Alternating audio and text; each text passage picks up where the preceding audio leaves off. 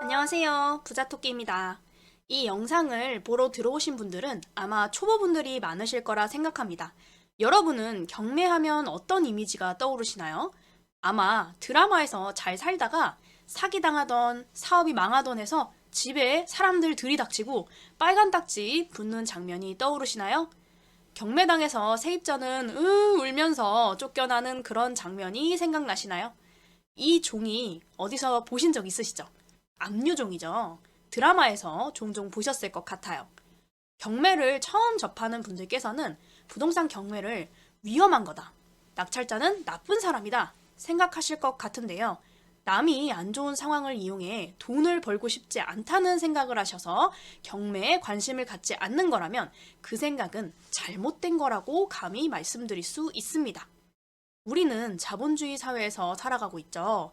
자본주의의 근간은 신용입니다. 경제 성장은 통화량을 늘려서 인플레이션을 일으키고 그래서 경제 성장이 일어나도록 하는 겁니다. 통화량 증가에 가장 영향을 많이 미치는 게 바로 대출인데요. 신용을 담보로 돈을 빌리는 게 대출이죠. 돈 빌린 사람은 잘 갚고 빌려준 사람은 이자 받고 약속한 대로만 흘러가면 참 아름다운 세상인데 말이죠. 근데 그렇게 흘러가지 않습니다, 세상은. 알고 계시죠? 이해하기 쉽게 말해볼게요. 제가 아무개한테 돈을 빌려줬어요. 언제까지 갚겠다고 약속도 받았고 계약서도 썼는데 몇천 빌려준 걸 갑자기 못 갚는다고 했다고 칩시다. 근데 제가 돈 안 갚는다고 협박하거나 물리적인 매매를 가할 순 없잖아요. 뭐 아무것도 돈 빌려준 사람은 할 수 있는 게 없는데 너무 억울하잖아요? 그래서 합법적으로 채권, 못 받은 돈을 회수할 수 있는 길을 만들어뒀어요. 빌려준 사람이 형평성에 어긋나니까요. 그래서 첫 번째, 돈 빌린 사람이 악의로 변제를 회피하는 것을 막고 돈 빌려준 사람을 보호하고요. 두 번째, 돈 빌린 사람의 계속 늘어나는 빚에서 해방시킬 수 있게 합니다. 경매는 돈 빌린 사람에게는 빚을 탕감하는 기회를 주고 돈 빌려준 사람에게는 채권을 회수할 수 있게 해서 자본주의가 건전하게 굴러가도록 하는 선순환 역할을 합니다. 경제순환에 도움이 되는 것입니다. 이래도 나쁜 것이라고 말할 수 있을까요? 우리가 살아가는데 숨만 쉬어도 나가는 게 돈이라서 무슨 일이 있어도 돈을 벌어야 하거든요. 물가 오르는 거 보면 요즘 진짜 살벌합니다. 저도 그냥 200만 원짜리 평범한 월급쟁인데요. 이대로 살다가는 진짜 거짓걸 못 면하겠다 생각이 들더라고요. 돈 벌 수 있는 모든 투자들이 있잖아요. 제가 할 수 있는 것들을 찾았어요. 모든 투자에는 리스크라는 게 있습니다. 그래도 경매는 내가 원하는 가격에 되면 사는 거고 안 되면 아닌 거기 때문에 다른 투자들보다 리스크가 적습니다. 경매도 투자기 때문에 아예 안 읽는다고는 할 수 없습니다. 애초에 그런 투자는 없습니다. 내가 철저하게 분석하고 내가 쓸 수 있는 가격, 후회 없을 가격 중에 최고 금액으로 입찰해 보는 겁니다. 경매에는 이해관계가 복잡하고 한 번 잘못하면 큰돈 날리는 물건들이 숨어 있어서 진입장벽이 높습니다. 그래서 다들 안 하려고 하고 어려워하는데요. 저도 처음엔 그랬고 경매학원 다니는 게 마음 편할 것 같았는데 비용이 몇백이라 부담이 돼서 도끼로 독학했습니다. 그래서 지금도 계속 수익을 내고 낙찰 받고 있습니다. 제 통장에 수익 1,000만 원 단위가 들어오는 경험을 하기 전까지는 몰랐습니다. 그 기분을. 돈을 벌었을 때 그 성공 경험이 더 나아가게 하는 것 같아요. 여러분도 할 수 있습니다. 제가 도와드릴게요. 지금부터 경매 기억자도 모르는 분들을 생각하며 여러분이 아무것도 몰라도 경매 기초가 탄탄해질 수 있도록 책임지고 이해시켜 드릴게요. 일단 경매 사이트를 들어가서 입찰할 물건을 찾으셔야겠죠.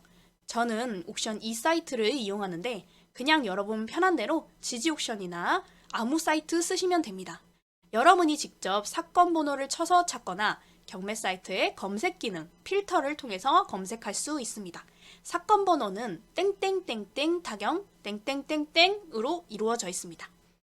우리가 물건을 찾았으면 이제 주로 볼 게 감정평가액, 최저 경매가, 입찰 보증금일 텐데요. 이 물건이 경매 개시를 위해 감정평가서가 책정한 금액이 감정평가액이고요. 회차마다 시작하는 가격이 최저 경매가, 입찰할 때 가져가야 되는 돈 액수가 입찰 보증금입니다. 보증금은 통상 10%고 누군가 낙찰됐다가 어떤 사유로 인해 미납하는 경우 더 세심하게 조사하고 입찰하라는 의미에서 20%로 올리기도 합니다. 입찰 예정일은 챙기셔야 하는데 입찰일이 진행되는 날짜입니다. 나머지는 그냥 어디 있는 부동산이고 면적이 어느 정도구나 하시면 되는데 경매에서 적어주는 건물 면적은요, 공급이 아닌 전용 기준으로 적어준다는 점만 기억하세요. 법원에 경매 물건이 접수가 되면 법원에서 가격을 매기는데 이걸 감정가라고 합니다. 이 가격이 현재 시세랑은 전혀 상관이 없기 때문에 시세 조사는 본인이 하셔야 합니다. 입찰 시작가는 회차마다 다르며 유찰될수록 가격이 떨어집니다. 회차에서 입찰하는 사람이 아무도 없으면 유찰됐다고 하고 다음 회차 일정에 맞춰 경매가 진행됩니다. 유찰될 때마다 서울의 경우에는 20% 정도씩 가격이 깎이고요. 경기도, 인천, 지방의 경우 가격이 30%씩 깎입니다. 기본 사항을 알려드렸으니까 이제 권리에 대해서 말씀드릴게요. 권리 분석 창을 보면 소멸이라는 게 있고 인수라는 게 있어요. 소멸은 돈을 빌린 사람이 책임지는 것이고 인수는 낙찰자가 가져가는 책임을 말합니다. 기본적으로 경매는 소멸주의에 해당합니다. 말소 기준 권리라는 단어를 설명드려야 할 것 같은데 경매에서 가장 중요한 단어입니다. 제일 흔한 말소 기준 권리는 근저당, 압류, 가압류, 전세권 정도가 있으며 부동산 등기에 가장 먼저 잡혀있는 권리가 주로 말소 기준 권리가 됩니다. 근저당의 경우에는 경매 낙찰 시에 채권 회수를 하기 때문에 100% 소멸된다고 보시면 됩니다. 만약 은행에서 경매 물건에 8억이라는 근저당을 걸었는데 6억에 낙찰이 돼서 돈이 전부 회수가 안 되면 어떻게 되나요? 하실 수 있습니다. 어차피 근저당은 소멸이고요. 남은 채권 금액이 있더라도 원 집주인이었던 채무자가 알아서 할 일이기 때문에 입찰자인 우리는 아무 신경 안 쓰셔도 됩니다. 그럼 낙찰자가 신경 써야 될 게 뭐냐? 바로 임차인 보증금입니다. 바로 이 임차인을 잘 분석해야 경매를 시작할 수 있는데요. 임차인 보증금은 전세나 월세가 해당하는데 상황에 따라 인수일 수도 있고 소멸일 수도 있습니다.